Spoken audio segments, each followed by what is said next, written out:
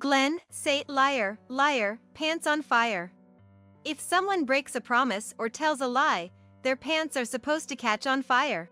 I said, wondering afterwards if I had gone a bit overboard. But lessons taught in childhood are that important. Perhaps a bit of exaggeration in my admonition would have a greater impact. It's all for Glenn's sake, after all. However, Glenn's face turned red with anger at what I said. At first, I thought it was just typical defiance, but it was something else. Why don't Mom's pants catch on fire, then? Is Mom a liar too? Why would only my pants catch on fire? Glenn, how dare you speak to me like that? Even though I had a rough past, I couldn't overlook such disrespect towards a parent. Raising my voice instinctively, Glenn, not wanting to be outdone, barked back, tears nearly in his eyes. It's true. Mom is a liar. So, it's only fair if Mom's pants catch on fire too. I'm not lying. As he yelled, he became overwhelmed with emotion. Eventually, he burst into tears, shouting, I hate Grandma. She's stupid. This left me at a loss. What should I do? As I panicked, uncharacteristically unsure of myself, I heard rapid footsteps from behind. I finally caught up. It seems she was worried and had followed me. My daughter Emerson entered the living room, freezing for a moment at the sight. A crying grandson. And a flustered grandma. To an outsider unaware of the circumstances, it was clear who the villain was. Rushing to explain, I said, It's a misunderstanding. But seriously, calling your parent a liar isn't right, is it? Oh, is that so? Apparently, Emerson hadn't heard the exchange. Stunned, Emerson listened as I explained everything without omission. After hearing it all, Emerson clapped her hands, seemingly convinced. I see. But it seems like Glenn isn't exactly lying, is he? Then, squatting down like me but with a calm demeanor unlike mine, she spoke gently to Glenn. Hey, Glenn. There must be a reason you called your mom a liar, right? A reason. Yes, a reason. Might be hard to explain reason to someone in the early grades. Can you tell me, Glenn, why you think Mom is a liar? Glenn fell silent for a moment but soon said, Wait here, and ran off somewhere. After a while, he returned, holding something that looked like a crumpled piece of paper. My name is Mahalia. I'm a self-employed owner of a small delivery service. I was blessed with 2 children by my husband, who sadly passed away in a traffic accident 25 years ago. When my eldest son, Connolly, was 6 and my daughter, Emerson, was 3. I was determined to make sure that the prejudice of being raised by a single mother wouldn't lead them to feel deprived in any way. After my husband's death, I worked tirelessly, continuing to run the delivery service he left behind. As someone who lost their husband in a traffic accident, it's an ironic twist of fate, but maybe it's because they grew up watching my struggles, or perhaps they had their own childlike thoughts about it. Connolly and Emerson never complained about our situation. Instead, they took the initiative to help me out from a young age. In elementary school, they would take on all the household chores I couldn't manage, and by middle school, they were sorting packages within their capabilities. By the time they were in high school, Connolly had decided to pursue a career with a national delivery company after graduation, while Emerson acquired accounting skills during her high school years. Connolly aimed to learn the know-how to stabilize my business, and Emerson intended to assist in managing my company after her graduation. Honestly, as a parent, I had hoped they would graduate from college and pursue their futures without worrying about my circumstances. But I can't say I'm not delighted by their sentiments, and I gratefully accepted their kindness. Despite their unity, the two actually have opposite personalities. Connolly is quiet and serious, much like my husband, while Emerson is spirited and assertive, resembling me. Yet, living under the same roof of our family home, their contrasting personalities might have played a part in keeping their sibling relationship strong to this day. Beyond gender and personality, there's another difference between them: marital status. A few years after joining his current company, Connolly married a woman named Ashley whom he met through work, and 2 years later, they were blessed with a child. A son who looks just like Connolly, named Glenn. With the whole family living in the family home, Ashley moved in with us from the beginning of her marriage, and the arrival of Glenn made our home even livelier. Ashley, now a part of our family, is a reserved and considerate woman, a stark contrast to myself and Emerson. This difference initially caused quite a bit of confusion. It would be more accurate to say I didn't know how to interact with her.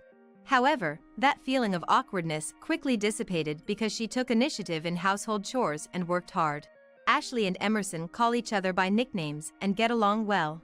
I secretly hoped Emerson would start to desire marriage after seeing her brother's marriage and the birth of her nephew, but I remember her contradictory statement while bouncing little Glenn on her knee. Maybe marriage isn't for me. Our life seems better suited to working, and besides, I don't know how to deal with kids. Even though she says she doesn't know how to interact with them, the fact remains that Emerson takes care of Glenn whenever Ashley or I are busy, and Glenn is particularly fond of Emerson. Our family, seemingly without troubles and with good relationships, appeared to be sailing smoothly. However, none of us, except perhaps the person who caused it, could have imagined that cracks would begin to appear in our peace. It was around the time Glenn started elementary school. Suddenly, Ashley expressed a desire to return to work. Probably, she planned to go back once Glenn, who had been a toddler requiring constant attention, became a somewhat more independent elementary school student. Both Emerson and I, being work-oriented, understood her desire to work. We sent her off with our blessings. Initially, I thought she would opt for a part-time job, but Ashley chose full-time employment. Moreover, her hours were irregular, sometimes returning late at night or early in the morning.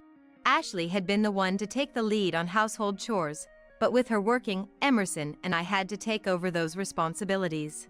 Especially for me, having more free time compared to when I was raising children, I took the initiative in taking care of Glenn.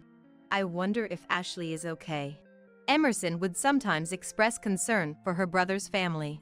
Connolly often spends days away from home as a long-haul driver, and Ashley's work hours are irregular.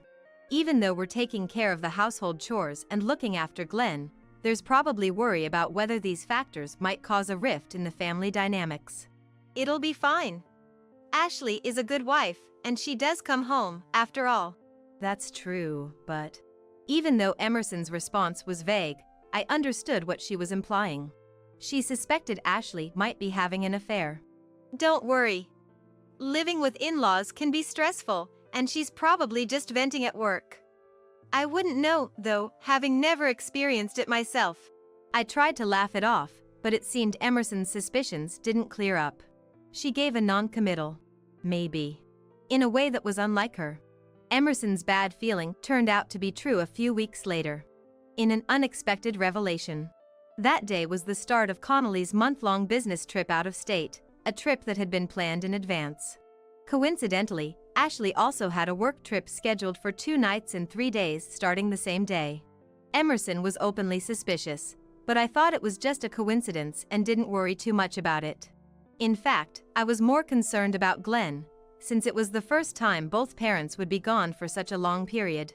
However, my worries were unfounded. Glenn woke up at his usual time, ate breakfast as usual, and went to school as if nothing had changed, despite his parents' absence. He would come home, throw his bag down, and then go out to play with friends until the evening, maintaining his usual routine. Just as I was feeling relieved about this, something odd happened. I find this strange. I noticed it while preparing dinner. There was something slightly off about the contents of the refrigerator. Something is missing. I looked around and realized what it was. There was only one pudding left from the ones we received from a client the day before yesterday. When I put them in the fridge, I told Emerson and Glenn. 2 each, but you can only have 1 during snack time each day. Despite this, of the 8 puddings we chilled, only 1 remained. Since Emerson, Glenn, and I each had ours during snack time yesterday and today, the 2 that were supposed to be left were for Ashley. It's worth mentioning that Connolly, who dislikes sweets and wasn't counted due to the expiration date issue, wasn't considered in this equation. Mom? What's going on? You're leaving the fridge open. That's a waste of electricity, isn't it? Just then, Emerson appeared in the kitchen. A secret thought crossed my mind, something like the criminal always returns to the scene of the crime, a cliché from detective dramas. Given Emerson's demeanor, it seemed unlikely she was the culprit. If she were, she'd better pursue a career in acting rather than accounting. Just checking something. But this didn't fully clear Emerson of suspicion. Yet, feeling somewhat like a detective myself, I couldn't show my hand just yet and closed the fridge as if nothing had happened. Watching her mother's behavior with suspicion, Emerson uttered a disinterested, "Huh," as if she had lost interest. Likely she had come for a drink in the first place. She opened the fridge door that had just been closed. But she seemed to notice the oddity too and quickly closed it again. "Hey, Mom. Did you by any chance eat Ashley's pudding?" "Of course not."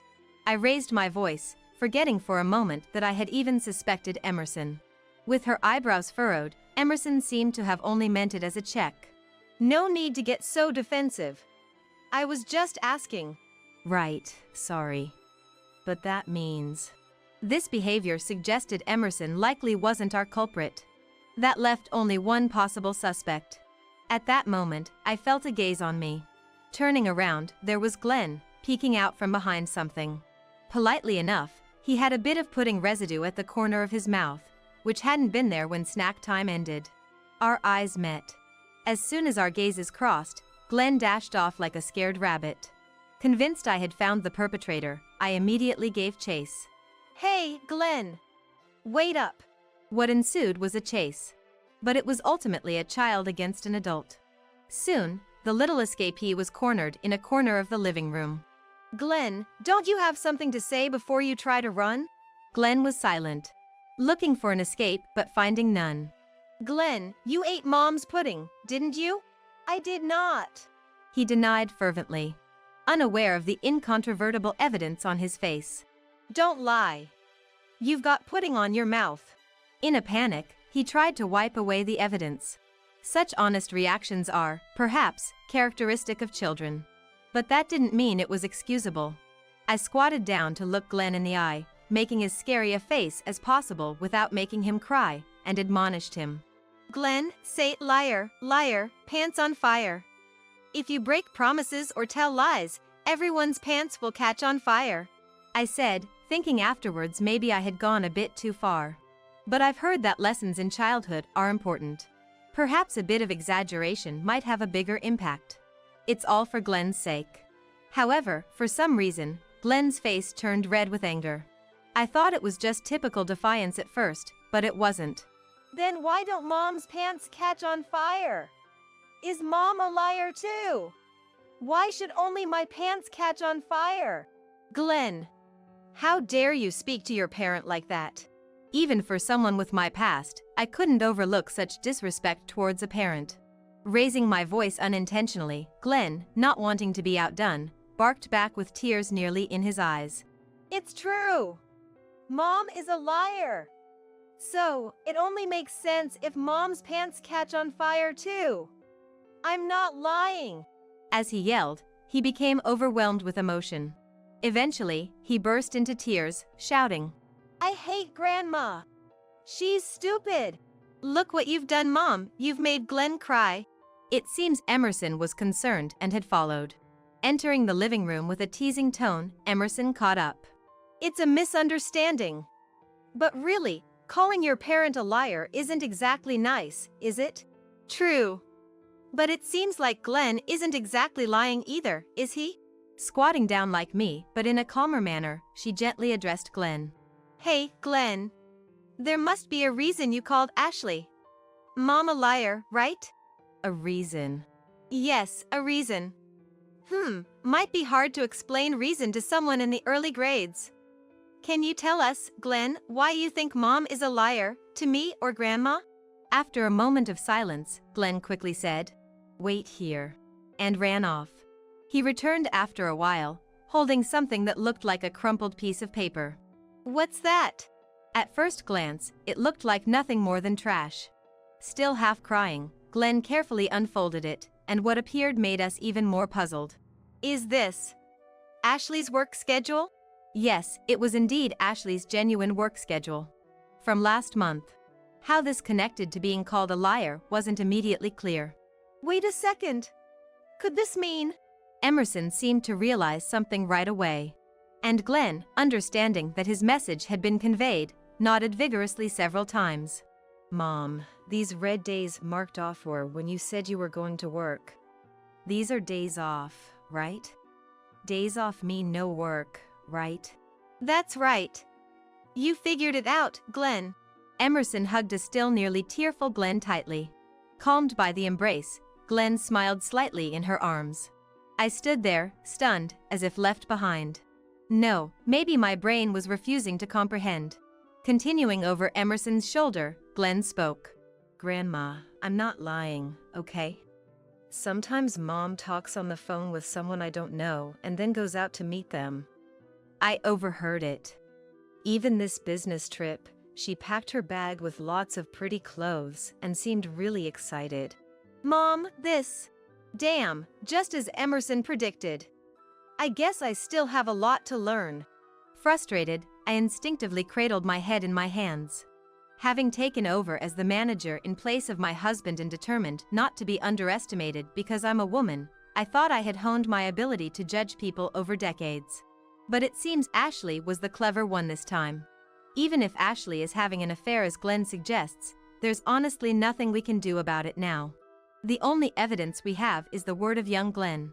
If it's chalked up to a child's misunderstanding, that's the end of it. Without definitive evidence that leaves no room for denial, they could easily slip away. And if we're wrong, they might hide their tracks even more cleverly from now on. As I pondered what to do, Emerson's phone rang. Emerson, your phone. It's okay. That sound means I got a message. But excuse me for a sec. After lightly patting Glenn on the back, she stood up. Pulling out her mobile phone from her pocket, it seemed to be good news for Emerson. A sly smile crossed her face. What's with that creepy grin? Looks like our prey got caught in the net. She displayed a grin not suitable for a child to see but ensured Glenn couldn't see the mobile phone's screen. She turned towards me. Again, I found myself cradling my head. Emerson, when did you start planning this? Well, when indeed. But more importantly, Mom, call bro. Ask him to come back as soon as possible, before Ashley returns. Yeah. You sure are demanding. Sighing for what felt like the umpteenth time, I activated my mobile phone. It felt wrong to disturb work for this, but it was a crisis for my son's family. Shaking off the hesitation, I dialed Connolly's number. That night, an unseasonably heavy rain poured down as if foreshadowing the difficult times ahead. Occasional thunder rumbled in the distance, and every time it sounded, Connolly alternately looked towards the ceiling, accurately the door leading to the upstairs hallway and stairs. Glenn was supposed to be sleeping in his room upstairs. He was probably worried that Glenn might be scared of the thunder. The glances towards the hallway were surely out of concern for Ashley's safety, who was due to return today. Maybe I should go pick her up. This conversation was repeated several times. With the heavy rain, there was concern that buses might be halted. Too severe for her to make it back on her own. Driven by such concerns, Connolly repeatedly tried to go to the nearest bus stop to pick up Ashley. But Emerson and I desperately stopped him. If you go to pick her up now, everything will be over. Plus, if Ashley was really in trouble, she'd at least send a message, I argued. Exactly. Bro, why did you rush back from work if not for this? Emerson added. It's not like I abandoned anything. I made sure to finish up what I could before coming back, Connolly defended himself. This exchange was repeated numerous times. Amidst the sound of the rain, it seemed like we heard the front door unlocking. Instantly, the three of us fell silent. Listening closely, the sound of the door opening was followed immediately by Ashley's voice saying, I'm home. Emerson signaled with her eyes. I'll go. Pretending to be the concerned sister rushing out to greet Ashley, who had returned in the heavy downpour. Welcome back, Ashley. You're soaked, aren't you? Here, take this towel. Thanks, Emerson. I thought I'd be okay, but my umbrella didn't help much. My carry-on got wet too. Can I just leave it in the entrance for now? No problem. If we prioritize the carry-on and you catch a cold, I'll get scolded by bro. Laughter was heard. It hardly sounded like a conversation between those about to confront and be confronted. Connolly next to me still looked anxious. I had briefly explained the situation over the phone at that time, and Emerson had shown him the thing she had obtained. So, he should know what's about to happen. But understandably, he was anxious. Their voices, almost mocking Connolly's state of mind, approached the living room. As the door connecting the hallway and the living room opened. Hello! Welcome back, Ashley. Welcome back, Mom. We greeted Ashley as neutrally as possible, trying to hide any emotion in our voices. Perhaps surprised by my presence and Connolly, who wasn't supposed to be back yet. Her face stiffened in shock. But soon, she put on a forced smile. I'm back, Mahalia. Wow, this rain is terrible. Did Connolly come back because of the rain, too? Ashley acted as if nothing was amiss, unaware that everyone else knew everything. Ashley, there's something I need to confirm. You were on a business trip, right? Ashley's hand, holding the towel, paused momentarily, but then resumed. What are you talking about, Connolly? Are you and Mahalia possibly misunderstanding me for cheating? She waved her hand in denial, pretending nothing happened. Unable to tolerate such obvious acting any longer, Emerson behind Ashley presented her mobile phone. Can you still keep up this act after seeing this, Ashley? Ashley's face turned pale. Displayed was a single image. Though taken from a distance and likely zoomed in, the quality was clear thanks to modern technology. It unmistakably showed Ashley arm in arm with an unfamiliar man, looking intimate. Sorry, but something was off with your behavior, Ashley, so I asked someone from another delivery service to keep an eye out. You said you didn't have any brothers, right? Even if that was your dad, he looks way too young and nothing like you. So, Ashley, who is this man? Who? He's a colleague from work. A colleague? Do married people these days link arms with their colleagues and do this and that? With deliberate exaggeration, ensuring Ashley couldn't escape, Emerson started sliding through the photos one after another. What appeared next were scenes of the two walking through bustling streets, looking very much like a couple. Some photos even captured them kissing without concern for onlookers or entering what appeared to be a hotel on a different day. See, here's the evidence. Wouldn't it be better to just come clean? Emerson pressed Ashley with a look that seemed devilishly delighted at having found her toy. I couldn't help but wonder whom she had taken after at that moment. Shut up, you single woman! With those harsh words, Ashley shrugged off Emerson's arm. Ashley's sudden change caught Connolly, Emerson, and even me by surprise, freezing us in shock for a moment. Yeah, you're right. I was having an affair. Are you happy now? Ashley? Let's calm down, okay? Calm down? What are you talking about, you worthless husband? I married you for your money. And I never wanted kids, but you went and screwed that up too. What are you going to do about it, huh? The slap resounded as loudly as the rain, leaving a silence dominated only by the downpour. My palm throbbed with delayed pain. When was the last time I had slapped someone? Perhaps when Connolly or Emerson was young? Or even earlier? But that didn't matter now. Enough of this, you're embarrassing yourself. I quietly observed Ashley, who was touching her slapped cheek. In her shocked eyes, my stern gaze was reflected sharply. You married for the money? Marriage isn't something you trivialize. It's about wanting to spend your life with someone, regardless of their income. If you love money so much, marry it. Is your affair partner richer than Connolly? Then go, marry him right now. Snorting, it seems Ashley recovered from the shock of being slapped. She gritted her teeth and glared at us with all her might. But to me, this was nothing more than a puppy trying to seem fierce, especially compared to the opponents I faced back in my rebellious days. Fine. I'll leave this house myself.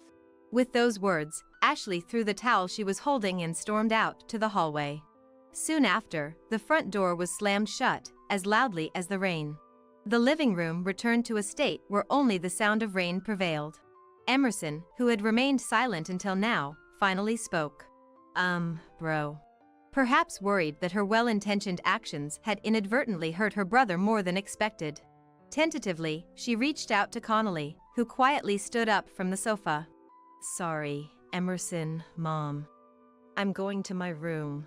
Connolly, looking utterly defeated, followed Ashley out to the hallway. His ascent to the second floor was visible through the open door, indicating he truly went back to his room. Mom, Emerson's previous bravado was nowhere to be seen. Uncharacteristically, Emerson looked as if she was on the verge of tears. I pulled her close and hugged her. You did nothing wrong. Sooner or later, that woman's true nature would have been revealed. Perhaps Connolly was turning a blind eye for Glenn's sake, letting things get worse. If you acted thinking of Connolly's best interest, stand tall. The rest is up to him to overcome. I stroked her back, as if comforting a small child. Then, perhaps reaching her limit, I could hear her sobbing over my shoulder. As the rain continued to mask our sorrows, regrets, and wounds, the night deepened, marking the collapse of a family. The day after those events, I found myself at a loss. How to explain Ashley's actions to Glenn was the question. While it was Connolly's place as the parent, given his state, it was uncertain if he could explain it well even after some time had passed. Yet, whether it was my place to intervene as just the grandmother was also unclear. Sadly, my concerns were unnecessary, as it seemed Glenn had overheard the heated argument involving Ashley the previous night. Mom left home, didn't she? I heard her angry voice yesterday. She's gone to someone unknown, hasn't she? Glenn mentioned this upon realizing his mom hadn't returned home that morning. While Emerson awkwardly tried to console him, Glenn, trying not to worry her, smiled bravely and said, It's okay, Emerson. Mom looked really happy when she was talking on the phone with that unknown person. Happier than when she talks to Dad. It seemed the child had his own thoughts about witnessing his mother's actions. Glenn had accepted reality more firmly than expected. As for Connolly, who seemed shockingly affected at that time, he also emerged from his room the next day, likely realizing he couldn't afford to dwell in sadness with his son still there. I was relieved, fearing he might shut himself away in shock. I hope this turns into a case of after rain comes fair weather. With that wish, I glanced outside the window to a refreshing blue sky, as if the previous day's rain had never happened. Time has passed since that day. Since then, Ashley and Connolly haven't met, but it seems they've officially divorced through mediation. Custody, of course, went to Connolly. There was one instance of contact from Ashley post-divorce. According to Connolly, the man Ashley had an affair with, whom she believed was single, turned out to be married with children and involved in legal troubles. Ashley, having been abandoned by him and unable to pay the compensation demanded in their divorce, pleaded with Connolly, her ex-husband. Of course, he rejected her plea.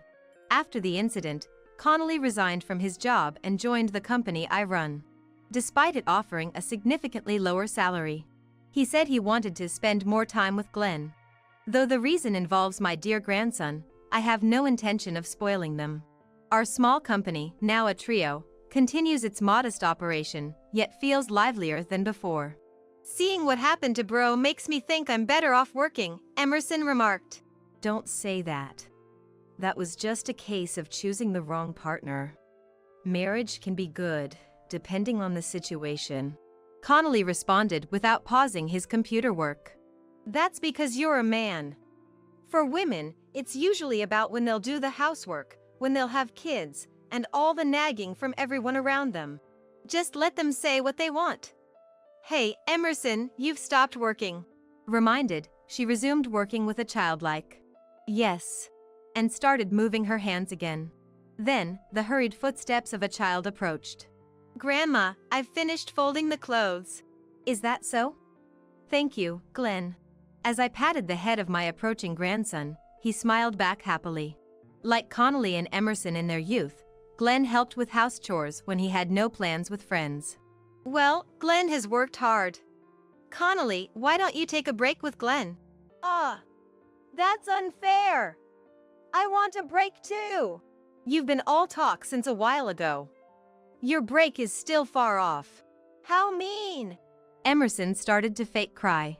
Approaching Emerson, Glenn said, Emerson, he who does not work, neither shall he eat, you know. At Emerson's exaggerated reaction, clutching her chest, I couldn't help but burst into laughter. Glenn, where did you learn such a phrase? I forgot, he said with an angelic smile. Glenn managed to make not only me and Connolly but even Emerson laugh along. After the turmoil with Ashley, I wondered what would become of us, but here we are, the four of us, sharing laughs together. Our days are not without challenges, but they are filled with joy. Have we really reached after rain comes fair weather? I hope that this ground we've settled on remains solid, allowing our peaceful days to continue.